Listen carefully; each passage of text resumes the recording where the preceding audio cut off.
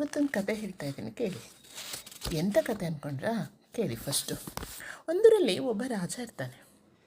ಅವನ ಜೊತೆ ಒಬ್ಬ ಮಂತ್ರಿ ಇರ್ತಾನೆ. ಪ್ರತಿದಿನ ರಾಜ ಮಾರು ವೇಷದಲ್ಲಿ, ಅಂದರೆ ವೇಷವನ್ನು ಬದಲಾಯಿಸ್ಕೊಂಡು ಇಡೀ ಸಾಮ್ರಾಜ್ಯವನ್ನು, ತನ್ನ ರಾಜ್ಯವನ್ನೆಲ್ಲ ತಿರುಗಾಡ್ತಾ ಇರ್ತಾನೆ. ಅಂದರೆ ಎಲ್ಲಿ ಏನೇನು ನಡೆಯುತ್ತೆ, ಎಲ್ಲಿ ಯಾವ ಥರದ ಜನರ ಜೀವನ ನಡೀತಾ ಇದೆ ಅನ್ನೋದು ಆತನಿಗೆ ತುಂಬ ತಿಳ್ಕೊಬೇಕು ಅನ್ನೋ ಆಸೆ. ಹೀಗೆ ಒಂದಿನ ಏನು ಮಾಡ್ತಾನೆ, ರಾಜ ಎಲ್ಲ ಊರೆಲ್ಲ ಸುತ್ತಾಡಿಕೊಂಡು ಅರಮನೆ ಕಡೆ ಬರ್ತಿರ್ತಾನೆ. ಅರಮನೆ ಕಡೆ ಬರೋವಾಗ ಒಬ್ಬ ಕಳ್ಳ ಅರಮನೆಗೆ ಕನ್ನ ಹಾಕೋದು ಅಂದ್ರೇನು, ಕಳ್ಳತನ ಮಾಡೋಕ್ಕೆ ಪ್ರಯತ್ನ ಪಡ್ತಿರ್ತಾನೆ. ಆಗ ಅವನನ್ನು ನೋಡಿದ ತಕ್ಷಣ ಏನು ಮಾಡ್ತಾ ಇದ್ದೀಯಾ ಅಂತ ಕೇಳ್ತಾನೆ. ಇಲ್ಲ, ಅರಮನೆಗೆ ಕಳ್ಳತನ ಮಾಡ್ತಾ ಇದ್ದೀನಿ, ನಾನು ಕಳ್ಳ ಅಂತಾನೆ ರಾಜ. ಹೌದಾ, ನನಗೆ ಹೆಲ್ಪ್ ಮಾಡ್ತೀಯಾ? ನಾನು ರಾಜನ ಅರಮನೆಗೆ ಹೋಗಿ ಕಳ್ಳತನ ಮಾಡ್ಕೊಂಬರ್ತೀನಿ ಅಂತ ಹೇಳ್ತಾನೆ. ಆವಾಗ ರಾಜ ಹೇಳ್ತಾನೆ, ಸರಿ ಹೋಗು, ಹೆಲ್ಪ್ ಮಾಡ್ತೀನಿ, ಹೋಗು, ಬಟ್ ನನಗೆ ನೀನು ಕದ್ದಿದ್ರಲ್ಲಿ 50% ಕೊಡಬೇಕು ಅಂತ ಹೇಳ್ತಾನೆ. ಯಾರು? ರಾಜ. ಯಾಕೆಂದರೆ ಅಲ್ಲಿ ರಾಜ ಅಂತ ಅವ್ನು ಗೊತ್ತಾಗೋದಿಲ್ಲ, ಮಾರು ವೇಷದಲ್ಲಿ ಇರ್ತಾನೆ. ಅಂದರೆ ಅವನು ರಾಜನ ವೇಷವನ್ನು ಬದಲಾಯಿಸ್ಕೊಂಡು ಸಾಮಾನ್ಯ ವ್ಯಕ್ತಿ ಥರ ಕಾಣಿಸ್ಕೋತಾನೆ. ಎಲ್ಲೂ ಯಾರಿಗೂ ಇವನು ರಾಜ ಅಂತ ಕಂಡುಹಿಡಿಯೋಕ್ಕಾಗೋದಿಲ್ಲ ಮಕ್ಕಳೇ. ಸೊ ಅದನ್ನು ಮಾರು ವೇಷ ಅಂತ ಹೇಳ್ತಾರೆ. ಹೀಗೆ ಕಳ್ಳ ಒಂದು ರಾಜನ ಸಹಾಯದಿಂದ ಏನು ಮಾಡ್ತಾನೆ, ಅರಮನೆ ಒಳಗೆ ಹೋಗ್ತಾನೆ. ಹೋಗಿ ಒಂದು ಖಜಾನೆ ನೋಡ್ತಾನೆ. ಅಲ್ಲಿ ವಜ್ರದೊಂದು ಬಾಕ್ಸ್ ಇರುತ್ತೆ, ಓನ್ಲಿ ಡೈಮಂಡ್ಸ್. ಅದರಲ್ಲಿ ಎಷ್ಟಿರ್ತವೆ ಗೊತ್ತಾ ಮಕ್ಕಳೇ? 5 ವಜ್ರಗಳಿರುತ್ತೆ, ದೊಡ್ಡದು 5 ವಜ್ರ ಇರುತ್ತೆ. ಆವಾಗ ಕಳ್ಳ ಏನು ಮಾಡ್ತಾನೆ, 4 ವಜ್ರ ತೊಗೋತಾನೆ. 1 ವಜ್ರನ ಅಲ್ಲೇ ಬಿಟ್ಬಿಡ್ತಾನೆ. 4 ವಜ್ರ ತೊಗೊಂಡು ಮತ್ತೆ ಕೆಳಗೆ ಬರ್ತಾನೆ. ಕೆಳಗೆ ಬಂದು ಏನು ಮಾಡ್ತಾನೆ, ಆ ರಾಜ ಇರ್ತಾನಲ್ಲ, ರಾಜನಿಗೆ 2 ಕೊಡ್ತಾನೆ, ತಾನು 2 ತೊಗೋತಾನೆ. ತೊಗೊಂಡು ಆ ರಾಜನಿಗೆ ಥ್ಯಾಂಕ್ಸ್ ಹೇಳಿ ಮತ್ತು ರಾಜ ಕೇಳ್ತಾನೆ, ನೀನು ಎಲ್ಲಿರ್ತೀಯ? ಯಾವುದಾದ್ರು ಕಳ್ತನ ಮಾಡೋದಿದ್ರೆ ಇಬ್ಬರು ಸೇರಿ ಮಾಡೋಣ ಅಂತ ರಾಜ ಹೇಳ್ತಾನೆ. ಅದಕ್ಕೇನಂತೆ, ತೊಂದರೆ ಇಲ್ಲ ಅಂತೇಳಿ ತಂದ ಅಡ್ರೆಸ್ ಎಲ್ಲ ಹೇಳ್ತಾನೆ. ಸರಿ, ರಾಜ ಈ ಕಡೆ ಹೋಗ್ತಾನೆ, ಕಳ್ಳ ಆ ಕಡೆ ಹೋಗ್ತಾನೆ. ಬೆಳಗಾಗುತ್ತೆ. ಬೆಳಗಾದ್ಮೇಲೆ ಅರಮನೆಯಲ್ಲಿ ಖಜಾನೆಯಲ್ಲಿ ವಜ್ರಗಳು ಕಾಣಿಸ್ತಾ ಇಲ್ಲ ಅಂತ ಸುದ್ದಿ ಆಯಿತು. ಸರಿ, ರಾಜ ಎಲ್ಲರನ್ನೂ ಕರೆಸ್ತಾನೆ. ಯಾರು ವಜ್ರಗಳನ್ನ ಕದ್ರು, ಏನು ಕತೆ ಎಲ್ಲ ಎನ್ಕ್ವೈರಿ ನಡೆಯುತ್ತೆ. ಆವಾಗ ಸರಿ, ಆ ಕಳ್ಳನನ್ನು ಹಿಡ್ಕೊಂಬರ್ರಿ ಅಂತ ಹೇಳಿ ಏನು ಮಾಡ್ತಾನೆ, ರಾಜ ಆದೇಶ ಕೊಡ್ತಾನೆ. ಆವಾಗ ರಾಜಂಗೆ ಗೊತ್ತಲ್ವಾ, ಕೇಳಿ ಮಕ್ಕಳೇ ಏನಾಗುತ್ತೆ ಅಂತ. ಸರಿ ಆಯಿತು ಅಂತ ಹೇಳಿ ಎಲ್ಲ ಕಳಿಸ್ತಾರೆ. ಕಳಿಸಿದ್ಮೇಲೆ ಕಳ್ಳ ಸಿಕ್ಬಿಡ್ತಾನೆ. ಸಿಕ್ಕೊಂಬಿದ್ದು ಆತನ ಸೇವಕರೆಲ್ಲ, ರಾಜಭಟ್ರೆಲ್ಲ ಕರ್ಕೊಂಡು ಬಂದು ಆಸ್ಥಾನದ ಮುಂದೆ ನಿಲ್ಲಿಸ್ತಾರೆ ಮಕ್ಕಳೇ.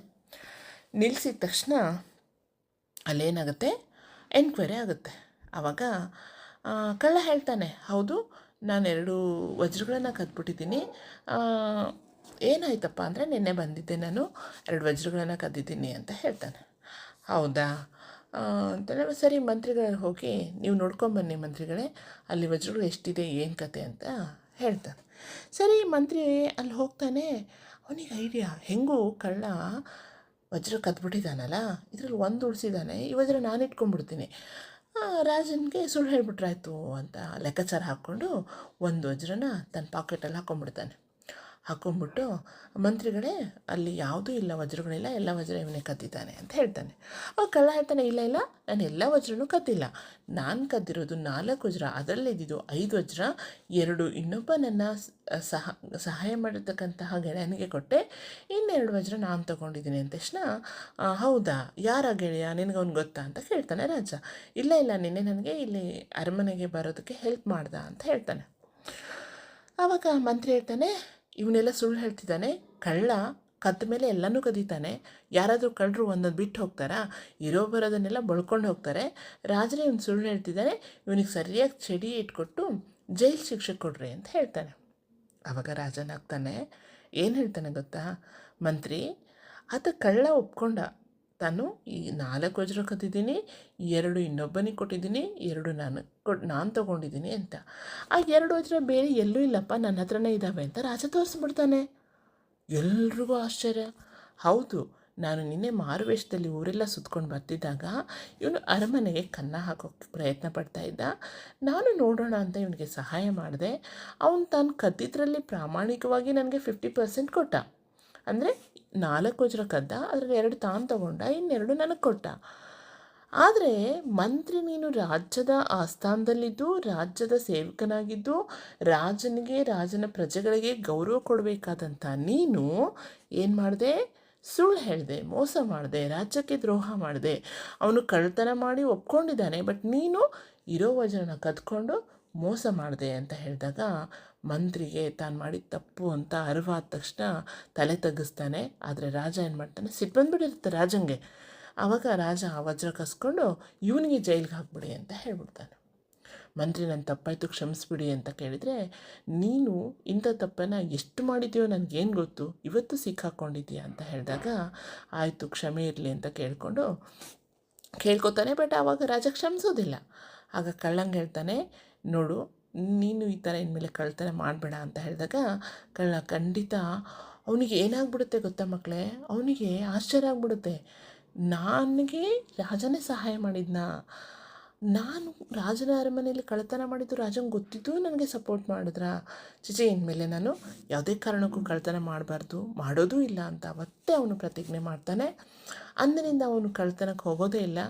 ರಾಜ ಹಾಗೆ ಒಂದು ಆಫರ್ ಕೊಡ್ತಾನೆ, ಏನಂತ ಗೊತ್ತಾ ಮಕ್ಕಳೇ, ಇನ್ಮೇಲೆ ನೀನು ಕಳ್ಳತನ ಮಾಡಬೇಡ, ನನ್ನ ರಾಜ್ಯದ ಮಂತ್ರಿಯಾಗಿರು, ನನ್ನ ರಾಜ್ಯದ ಒಂದು ಸೇವೆಯನ್ನು ಮಾಡು, ನೀನು ಇಷ್ಟು ನಿನ್ನಲ್ಲಿ ಪ್ರಾಮಾಣಿಕತೆ ಇದೆ, ನೀನು ತಪ್ಪು ಮಾಡಿದೀಯಾ, ಆ ತಪ್ಪನ್ನು ಒಪ್ಕೊಂಡಿದೀಯಾ, ನೀನೊಬ್ಬ ಒಳ್ಳೆ ವ್ಯಕ್ತಿ ಖಂಡಿತ, ಆದರೆ ನಿನ್ನ ಜೀವನೋಪಾಯಕ್ಕಾಗಿ ಅಥವಾ ನಿನ್ನ ಸಮಸ್ಯೆಗಳಿಗಾಗಿ ನೀನು ಒಂದು ಕಳ್ಳತನ ಮಾಡಿರ್ಬೋದು, ನಾನು ನಿನ್ನನ್ನು ಕ್ಷಮಿಸ್ಬಿಡ್ತೀನಿ, ಇನ್ಮೇಲೆ ಇವತ್ತಿಂದ ನೀನು ನನ್ನ ರಾಜ್ಯದ ಮಂತ್ರಿಯಾಗಿರು ಅಂತ ಹೇಳಿ ಆ ಕಳ್ಳನಿಗೆ ಮಂತ್ರಿ ಪದವಿನ ಕೊಡ್ತಾನೆ.